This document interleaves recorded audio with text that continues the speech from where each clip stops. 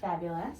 And it doesn't make me feel like super exhausted and like fat pregnant, which is how I normally feel when I work out. Good. Are you okay if I use the drop table? Yeah. But the next day, I have like the best soreness, so I know that it's working. Good. So I'm really happy with it so far. That's fabulous. Yeah. It's nice that they're comfortable working with pregnant women as well.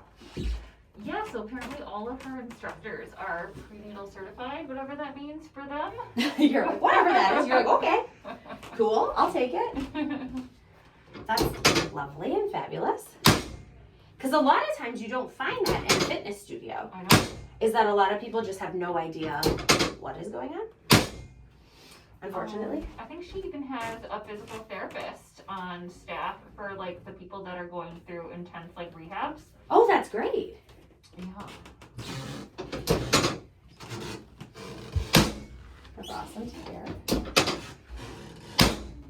You actually feel not too bad today. A little stiff. Nothing too terrible. So we're going to use the activator into your low back.